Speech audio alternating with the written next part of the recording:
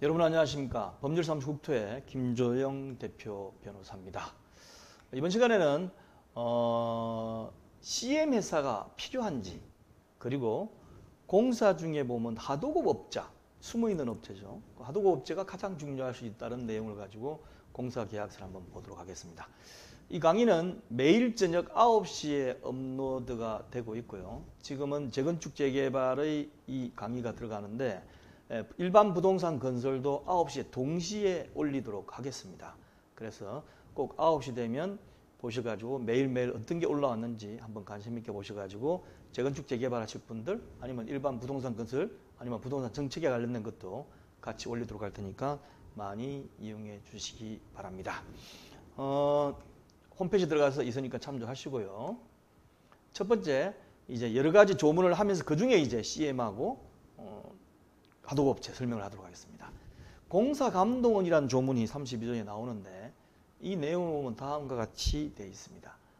보시는 것처럼 조합이죠. 조합은 계약의 적정한 이행 확보 및 공사감독을 위하여 자신 또는 자신을 대리하여 다음 각고의 사항을 수행할 자를 지명할 수 있다 해가지고 조합이 공사감독원을 지명하도록 되어 있는데 이 조항은 공사표준계약서를 읽어보시고요. 이거와 관련해 가지고 다음과 같은 내용을 추가하기를 저는 원합니다. 뭐냐면 공사감독원이라고 했는데 현장에서 말을 잘 안 들어. 그럴 수 있으니까 이걸 구분을 하겠다는 거죠. 그래서 감리와 시공자는 조합이 지명한 공사감독원이 지시하는 내용은 조합의 의사표시임을 인정하고 이에 대하여 응하여야 한다라고 해 있습니다. 간혹 가다 보면 공사감독원으로 해가지고 조합 이사들이 번갈아 가면서 나오는 수가 있어요.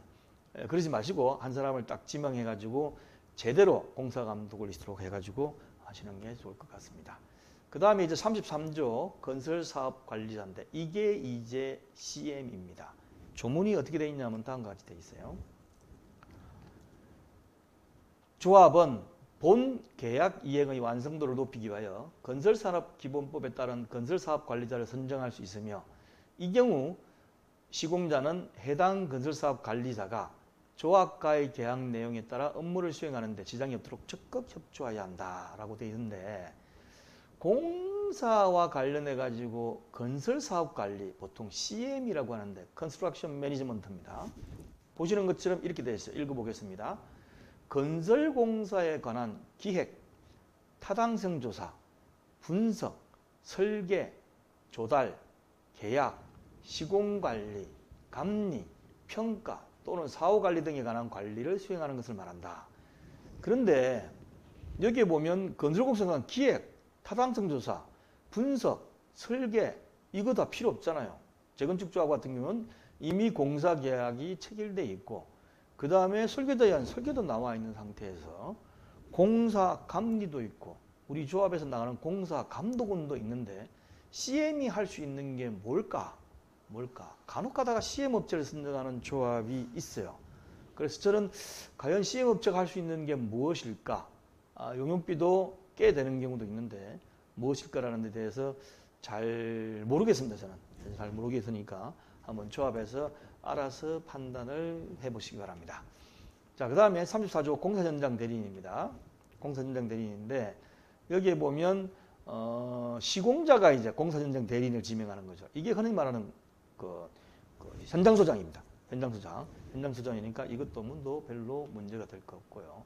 그 다음에 35조 공사 현장 근로자인데 이것도 시공자의 근로계약을 채용해 가지고 하는 거니까 시공자가 다 책임져야 된다. 단 조합이 볼 적에 이상한 사람이 근로자가 있더라. 그럼 교체해달라. 저 양반은 우리 공사 현장에 있을 사람 아니니까 바꿔달라. 이러면 바꿔줄 수 있도록 그런 점만 두었습니다. 그 다음에 이제 공사감리인데 공사감리에 관해서 아까 말씀드렸기 때문에 요건 뭐 시공자는 공사 진행 실정 및 추진 계획을 공사감리자의 확인을 받아 매월 가백에 보고해야 한다. 이 조항만 하나 의미 있는 조항입니다. 그 다음에 37조에 보면 이제 자료 제출인데 이 내용도 보면 공사계약 체결할 때 어떤 서류를 내야 된다고 돼 있어요. 그건 뭐 첨부하는 거기 때문에 별 문제가 없습니다. 읽어보시면 됩니다. 그 다음에 마지막으로 공사의 하도급인데 이 공사의 하도급이 중요해요. 실질적으로 공사 하자가 발생하는 것은 하도급 업체 때문에 발생하는 겁니다. 대기업 같은 경우 뭐 1위, 2위, 3, 4, 5위 업체도 공사와 관련된 상규직, 정규직원은 몇 명 없습니다. 그리고 우리 조합의 공사를 담당하는 직원도 몇 명 안 돼요. 두서너 명밖에 안 됩니다. 실질적으로 현장에서 이제 공사가 벌어져야 현장 팀이 오는데 그 중에서도 상주하고 그 회사의 공사를 담당하는 직원보다는 하도급 업체가 거의 엄청나게 많이 있고 실질적으로 하도급 업체에 의해서 공사가 진행되는 거죠. 그래서 아주 유명 굴지의 재벌 회장님 집에 공사를 했는데 화재가 나는 경우도 있어요. 물이 천장이 새는 경우도 있고 이건 일화가 있습니다. 일화가 있기 때문에 그만큼 하도급 업체가 중요해요. 자, 하도급 업체 조문 보겠습니다. 시공자는 계약된 공사의 일부를 제3자에게 하도급하고 자는 경우 사전에 갑의 서면 승낙을 받아야 한다. 다만 건설산업기본법에 따라 건설공사에 따른 전기공사, 전기공사법에 따른 전기공사, 소방시설, 그 다음에 정보통신공사 포함한 건설공사 중 전문공사에 해당하는 건설공사를 하도급하지 않은 경우는 어른 해당 업조의 전문건설업자에게 하도급하고 조합에 통지하면 되도록 되어 있습니다. 이 내용은 뭐냐면 이미 공사에 따라 가지고 그 하도급이 예정되어 있는 범위가 있어요. 그런 경우까지 이 업체에서 저였습니다 해가지고 갑의 조합의 승낙을 이렇게 받으면 잘못하면 조합의 입건 개입을 할 수 있고 오히려 조합이 하도급 업체를 선정함으로 인해 가지고 부실공사가 날 수도 있는 걸 배제할 수가 없어요. 그렇기 때문에 이거는 그냥 건설업체가 책임지고 시공자가 알아서 하되 나머지 하도급 업체를 할 경우는 우리한테 사전에 좀 승낙을 받아라. 이런 얘기죠. 이런 얘기죠. 시공자로서는 까다롭습니다. 그렇지만 문제가 될 수 있으니까 대신 미리 정해놓은 하도급 업체가 아니고 필요한 경우에 하는 경우라도 을이 선정하는 하도급 업체는 공사계약 1년 전부터 을의 협력업체로 등록되어 있는 업체를 원칙으로 하며 본건공사를 이해해가지고 급조된 업체는 빼라 이렇게 되어 있습니다. 제가 옛날에 그런 경험이 있습니다. 큰 대기업체의 하도급 업체 중 하나를 소개받아가지고 선배님이 강남에 있는 몇백억짜리 공사 빌딩을 시켰어요. 그랬더니 그중에 토목 관련된 업체를 대기업 하도급 업체에 소개를 받아가 했는데 공사가 하다가 터프하게 하고 지하에 가다 멈춰버렸습니다. 제가 현장을 가봤어요. 그런데 안 좋은 하도급 업체를 선정을 해준 거죠. 추천해 준 거죠.